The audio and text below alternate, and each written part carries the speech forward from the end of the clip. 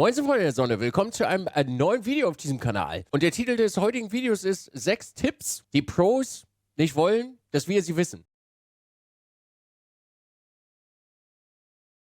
Hello everyone, 𝗬𝗥𝗚𝗓𝗓 here, hope you're all doing well. Welcome back to another one of my videos. Today we're going to be talking about tips and tricks on iRacing, not like the ones we did about 8-9 months ago, the unknown tips. Today we're going to be talking about more about the sweaty things on iRacing, stuff that gives people the competitive advantage. And sometimes you just sat there thinking to yourself, how have they beat me? How have they done that? What is going on? Is there something that I don't know about? Well, I've been playing this sim for about 5 years now, and in those 5 years, I've picked up a few hints and tips along the way. Now, I did the previous video about 6 unknown tips you might not know about, but in this one, we're going to talk about the really sweaty stuff. Just stuff that the top guys, the top boys and girls will do that you won't even realise, but it does give you an advantage. So I've got six tips for you today that should hopefully help you out. You might not know about it, fingers crossed you don't.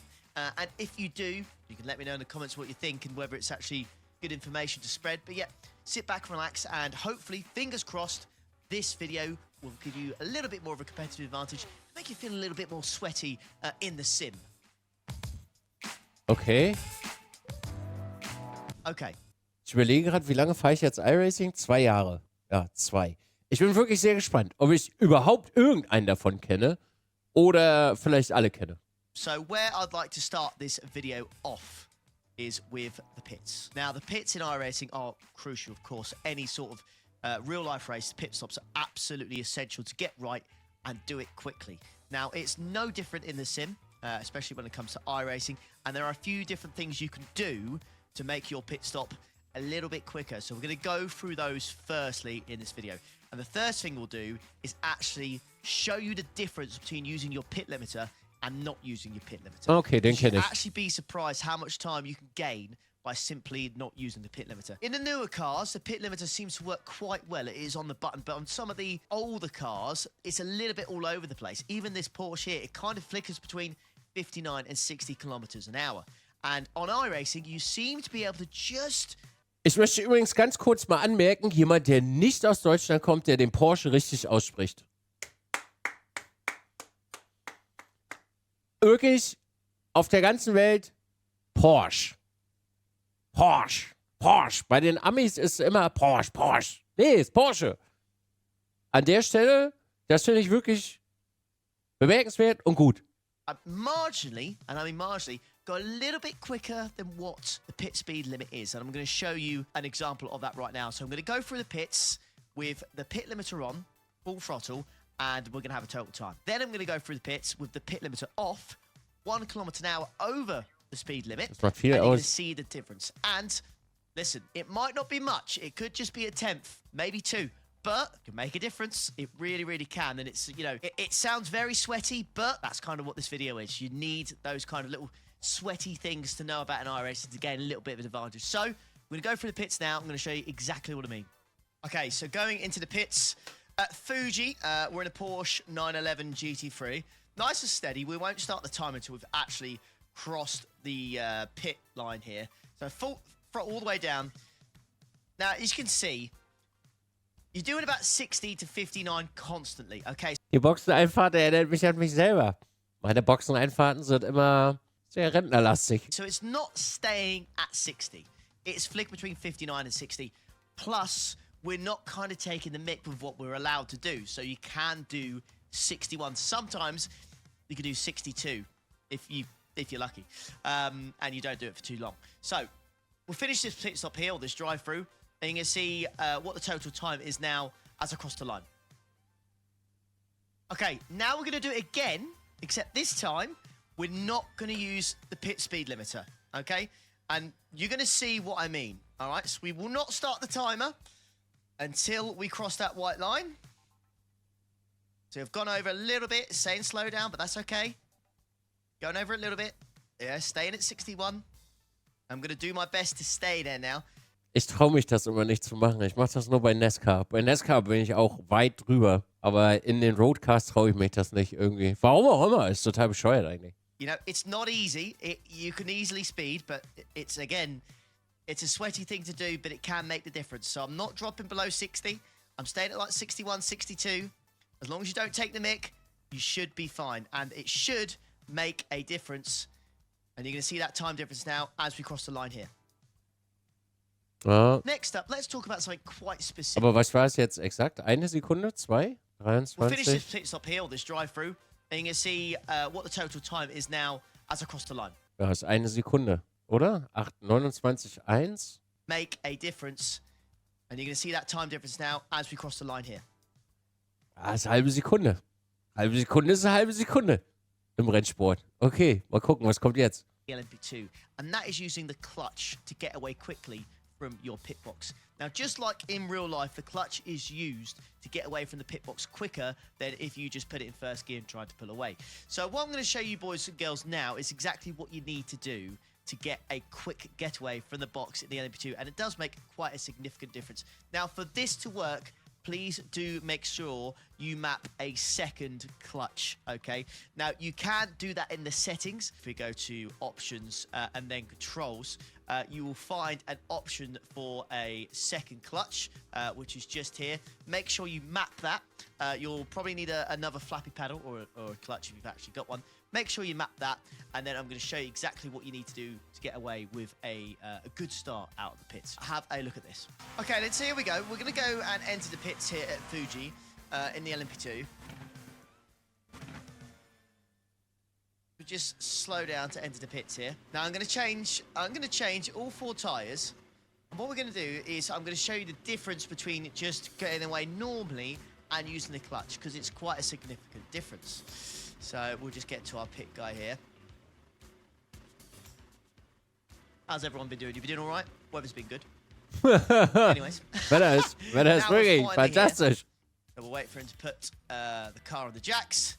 So we'll change all 4 tyres, and then you're going to see just how slow the getaway really is, to be honest with you. It's not particularly great, and yeah, you're losing a lot of time by not using the clutch technique. You'll probably need to use about, I think, around 50 to 60% of the clutch. You see, quite slow, as you can see, like that. Not great. Now, let's do that again, except this time we're going to use the clutch. All right, so we're going to enter the pit again. Nothing's changed. An active reset, so we're doing exactly the same sort of pit stop. We'll get all the way to the end here. Q editor speeding this bit up, and we're back in the room. Right, okay, so pull up to our pit box. Ich finde das so schön, dass so alles drinnen lässt. So habe ich meine YouTube-Videos früher auch gemacht, bevor ich mit Paul Videos gemacht habe. Paul ist rigoros, der cuttet alles weg. Das muss knackig sein.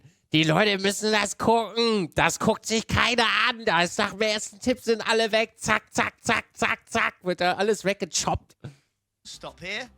Now what you're going to do is I'm going to leave it in first gear. I'm going to put it about 60%. Now as it's about to drop down, I'm going to put my foot all the way down on the throttle. Again, leave it about 60, 70%. So I'm going to leave it like that. Clutch still at about 67%. And then as soon as it drops, just ease off. Like that. You see how much quicker that was? So much quicker. Wow. So if you race the LMP2, definitely recommend doing that. It's super easy to do and can save you a lot of time in the pits. So, map your clutch, save yourself a lot of time in the pits, and it's just free time for absolutely nothing for mapping the clutch. It's easy. Okay, for this one... Okay, das ist krass. Now, this is probably the sweatiest one, I'll be honest with you.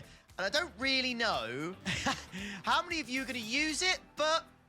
It's a tip, and people do it, so let me try and explain this one. This one is about when you're in fixed races, okay, and you're doing a full formation lap. Now, generally, in fixed races, you start with a lot of fuel.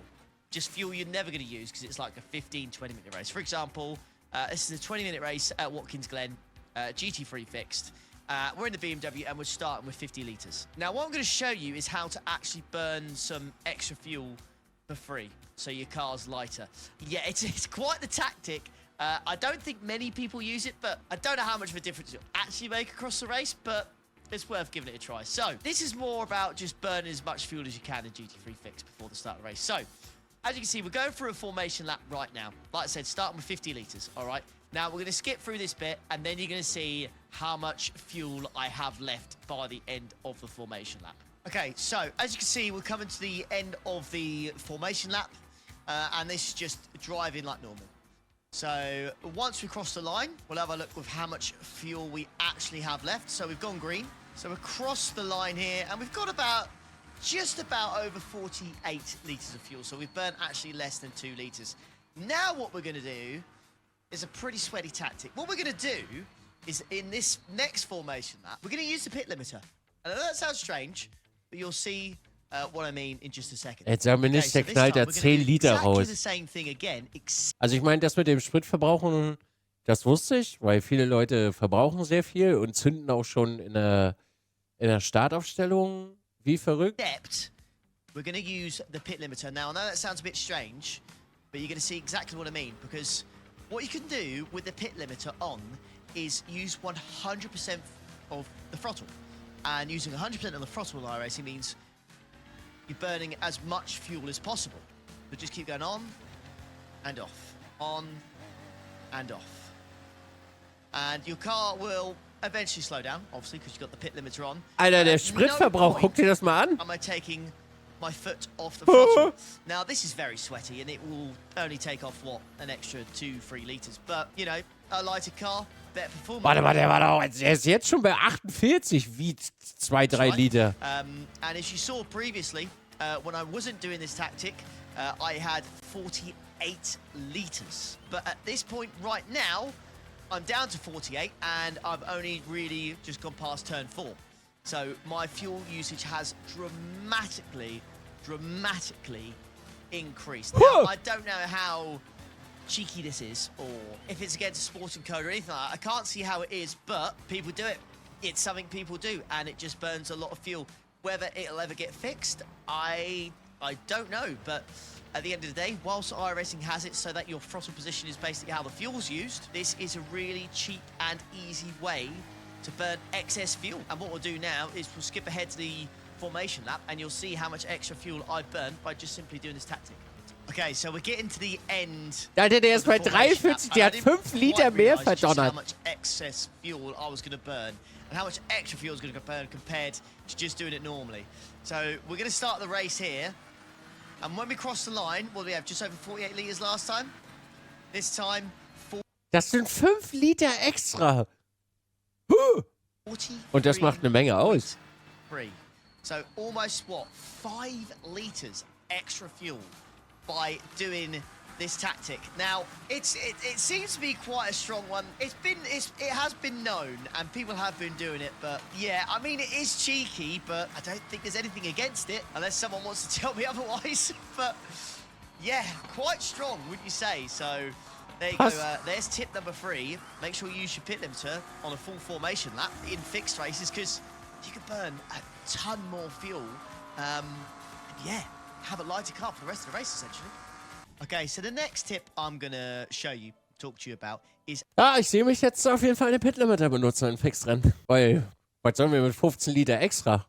Oh. Actually using overlays and actually just optimizing them for endurance racing and pretty much any sprint, to be honest with you. Okay. Now, I'm gonna give an example of this, of a race I did a couple of weeks ago. 2-hour and 40-minute race around Fuji. I'm in a Porsche 911 GT3. Okay, now the way I have my overlay set up, and this is something I would definitely recommend that you boys and girls do as well, is I have a box for my fuel. So as you can see here in the bottom right hand corner, I see how many laps I've got left, my fuel average the last 10, and I've also got this little refuel thing here that tells me how many litres it thinks I'm gonna need till the end, and that is absolutely crucial. So now, having a look at this, I know my car has a 100-litre fuel tank, okay? Now, if I put another 100 litres in, that means my last pit stop is going to be just 36 litres. Now, to change all 4 sets of tyres on the Porsche 911 GT3, it's around 46 litres. So if I wanted to change tyres in the pits for the last pit stop, I'd be waiting, because I've already put the fuel in and I'm just waiting for the tyres to change. Makes no sense. So what do? It's quite simply, you split the fuel strategy. So by having this set up in iOverlay and seeing that I only need 136 litres at the end and my car has 100 litres, it is way better to split the strategy down the middle. So in this race, I go 70 litres. All right, so we're going to skip ahead. Now look at this column in the top left. As you can see, my pit stop is shorter than pretty much everybody else. So my pit stop here is 1 minute and 1 second. Compared to next driver, 1 minute 6, and then we've got the other boys and girls, which have done a full tank, 1 minute 11, 1 minute 13. Now, because they've done that, their last stop now means if they do put a fresh set of tyres on, they're just going to be sat there because the fuel's already done, because they only need to put about 36 litres in. So they will just be sat there, and it's a waste of time. So it is way better to just cut your fuel strategy in half. As long as you are over that fresh mark of 46 litres, as long as you're past that, you're absolutely fine. And one other crucial thing as well. In the top left-hand corner here, you'll see it tells me my total lap time. So how many laps it expects me to do in that race. Now, this will change constantly throughout the race as the GTPs do different lap times. They overtake us and they go for pit stops. Now, it's absolutely crucial you keep an eye on that, because when it comes to the last stop, you can potentially do a lap less of fuel because you know it's going to drop down. So, for example, at the moment it says 95.71, which basically means it's going to be 96 laps. We've got an hour and 24 minutes left, so the GTPs more than likely are going to have to pit at least twice. So that is going to bring the total race time in terms of laps down probably by at least 1. So when it is now telling me that I need 68 litres to get to the end, realistically, it's probably going to be more like 66. Which doesn't sound like much, but, you know, it's 2.5 litres saved in the pit stop because you don't need to worry about it. So it's absolutely crucial that you have, for me personally, have a lap counter in the top left-hand corner of your overlay, just saying what the predicted laps it's going to be, and keep an eye on that, especially in the endurance race, and just know that it is going to go down. And make... Also es ist halt Strategie. Also das ist ja jetzt nicht wirklich cheesy mit Overlays, ne? Dass man das mal kurz gegenrechnet. Ist dennoch ein sehr, sehr guter Tipp und auch ein sehr, sehr wichtiger Tipp, denn, naja, Boxenstopps und Zeitsparen ist bei Endurance-Rennen, generell Rennfahren, immer eine gute Sache. Ich muss sagen, ich sehe meine Overlays alle nicht mehr. Ich habe gar keine mehr mittlerweile. Also ich war wirklich komplett nackt und habe nur noch mein Display, den ich extra habe, wo ich ab und zu mal drauf gucke. Aber ich muss auch dazu sagen, ich habe auch Renningenieur-Chat und der macht das immer hervorragend, wenn ich mal eine Frage stelle. Sure that you have a fuel box somewhere on your screen that you can use to see how much fuel you've got left. It's absolutely crucial, so know what your full fuel tank is and how long it takes to change all 4 tyres, because it can make a big difference. It certainly helped me in this endurance race, and it really got me a big advantage in this first pit stop, because I got 5 seconds short of pit stop on this one, and I got a fresh set of tyres at the end, whereas half the lobby here didn't really realise that, and they were waiting an extra 4 or 5 seconds in the pits for their extra 10 litres or brand new tyres and whatnot. So definitely recommend doing this. It's more of an obvious tip, but it really does make a big difference. So those 2 things here, just making sure that you've got it set up so you can see how much fuel it recommends it's going to take to get to the end, start calculating it nice and early, and make sure you're using the top left-hand corner as well. Make sure you've got like a lap counter in the top left-hand corner, or wherever you want to put it, just so that you know how many laps there's going to be to the end of the race. And it really can make a big difference, like it did for me in this race. And yeah, it gave me a big gap, just let me concentrate, got my head down, and we won the race because of it. So nice. The next tip for this one is, without a doubt, make sure you set up your overlays, make sure you get your fuel right, and yeah, can make a big difference in your endurance races for sure. Okay, next tip is actually quite similar to the previous one, and that is essentially just planning your strategy for an endurance race. Now, easiest way to do this, I think personally, is if you are planning to do an endurance race at the weekend. Let's just take 𝗬𝗢𝗡𝗓𝗏 Endurance Series, for example. Let's just say you are going to do the 7 p.m. slot, but you're not quite sure how many laps that race is going to be. Your best bet, this is quite handy, is to look at the previous split. So this is 8 a.m. Now look at the splits. There's 3 splits. Try and aim for the split that's similar to your I rating. So we're going to have a look at this one here. Okay, jetzt wird's ja richtig verrückt. Now, if you have a look, it is going to tell you the laps they did. So, if we click on this here, 4.3K I-rated driver, they did 105 laps in the end of that endurance race. Now, you could use that information to know how many laps you're going to be doing in your race and plan your strategy accordingly, because it can be quite difficult to take the average lap time with pit stops, blah, blah, blah, blah, to try and figure it out. This is a much easier, simpler way. Might not be accurate. Ich mach das an, ich melde mich an, ich fahr los und gut ist. Vielleicht sollte ich auch mal ein bisschen Strategie machen. 100% of the time, because, you know, things can change. Something might have happened in this race. But you can absolutely do it. And you can do the same for the LMP2. As you can see, the leader did 101 laps. And for the GT3 as well, they did 96 laps. It's a very, very handy tip. Nice and easy, this. Definitely look at the previous results, the earlier results in the day. Look at the total laps, and then you can kind of just plan your strategy for your endurance race as well. You've got a general idea of the total laps, and you can just kind of go from there, really. But really underrated tip, this one. Not the biggest tip in the world, but can make a big difference yet again. So definitely have a look at the previous results, and fingers crossed it can help you out when you're planning your next endurance race. Okay, and then lastly, what we're going to talk about here is kind of just information that is really, really handy. So a good tip is to know how long it takes to change all 4 tyres in a car that you're driving. Now, I'm going to focus on the IMSA cars specifically here. So the GT3s, the LMP2s, and the GTPs, because they do a lot of endurance racing, and many series they run require you to do a pit stop. Really handy information to have. So what I'm going to do is I'm going to do a pit stop in a GT3, an LMP2, and a GTP, changing all 4 tyres. Now, what you'll want to do is I'll pop how long it takes for those things to happen, so for all 4 tyres to change on those cars, on the screen, but just jot those down, because when it comes to endurance racing and strategy, it's really important to know how long it takes to change all 4 tyres. Like I mentioned earlier in the video, like the Fuji video, it certainly helped me to win that race. So it's Ich muss das jetzt euch mal fragen. Macht ihr solche Sachen? Also sind einige von euch wirklich so drinne, dass sie solche Dinge umsetzen? really, really important, and it's key information to know how long it actually takes to change all 4 tyres, because you kind of just plan a strategy around it. So for the last tip for this video is I'm going to pit in those 3 different classes of cars, and I'm going to pop on the screen how long it actually takes to change all 4 tyres, and then you can plan a strategy around it. Okay, then let's go into the pits with a GT3 then, so at the Red Bull Ring. You can see how much fuel I've got just on the bottom right-hand corner.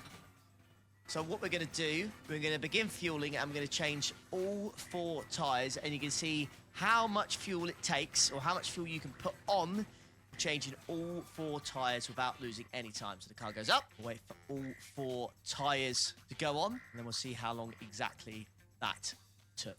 Took about 20 seconds, just over that, and we managed to change all 4 tyres, and we managed to put quite a significant amount of fuel in the car as well.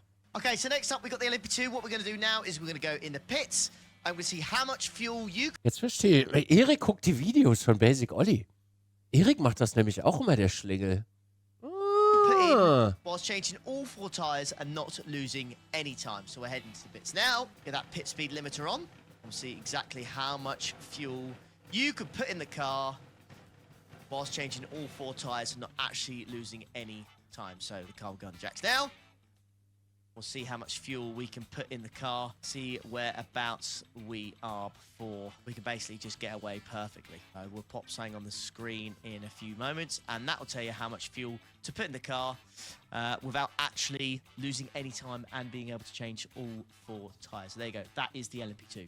Okay, then lastly, let's do it in a GTP, shall we? So we're going to go in a Cadillac GTP here. So we're going to go into the pits, Red Bull Ring. The fact I've been able to do a full lap with cold tyres is quite an achievement for me, to be honest with you, without spinning. I've got all 4 tyres sticked. There's much fuel going in the car, but yet again, we're going to pit, and we're going to see how much fuel we can actually put in the car without sacrificing any time on track with changing all 4 tyres as well. Ich habe da gerade rausgehört, dass Basic Olli auch so ein paar Probleme hat mit den kalten Reifen. Well, so once again, car's been lifted up, and we're just going to wait for all 4 tyres to change here, and then we're going to just see how much fuel you can Da geht richtig viel Sprit rein. Which is really good information to know, and then we'll summarise at the end of this just the GT3s and the P2s and GTPs. But there you go. So car's down, and all the fuel in, basically in that you can. Without losing any more time on the track. But yeah, handy information to have, especially if you're planning an endurance race. And then we have 6 tips for you boys and girls on iRacing. Sweaty kind of tips, the kind of things that people wouldn't really tell you about that might be able to help you in the duration of your iRacing career, shall we say. But yeah, hopefully you enjoyed the video. If you did, leave a like, subscribe on the way out. And if you want a part 2 of this, Do you want even more sweaty tips? Bitte. Just let me know in the Noch comments. sweatiger. And I'll see if I can make a second one for you. But thank you so much for watching. Take care. Enjoy the rest of your day. I'll catch you for the next one. Ta-da. Das war wirklich ein sehr schönes Video. Im Grunde genommen, wenn wir das jetzt mal zusammenfassen, ist es ja strategisch gesehen wichtig, alle Informationen zu deinem Fahrzeug zu haben, inklusive Boxenstops. Also wie lange was dauert im Boxenstopp, um wirklich die maximale Zeit rauszuholen. Aber wenn du das jetzt mal kombinierst, ja, also Pitlimiter ausmachen, das zu wissen, wie viel Sprit du rein hämmern kannst, wenn du jetzt Sprit splitten musst und Reifen wechselst, dann kannst du ja schon mal so gute 5, 6, 7 Sekunden sparen. Ich sehe mich ja jetzt ohne Pitlimiter fahren und das üben. Ich hoffe, ich kriege keine Black Flag. Aber was mich wirklich mal interessieren würde, ist, wusstet ihr von den meisten Dingen, also ich würde mal schon fast behaupten, einige von euch wussten schon die meisten Sachen dazu in iRacing, oder?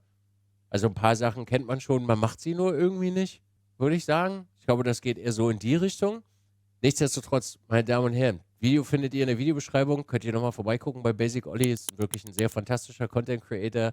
Ich wünsche euch allen da draußen einen fantastischen Tag. Danke für eure Zeit. Wir sehen uns im Livestream, im Discord, bei Instagram oder bei mir auf der Homepage. Ich sag ciao. Du sagst Kakao. Bis dann.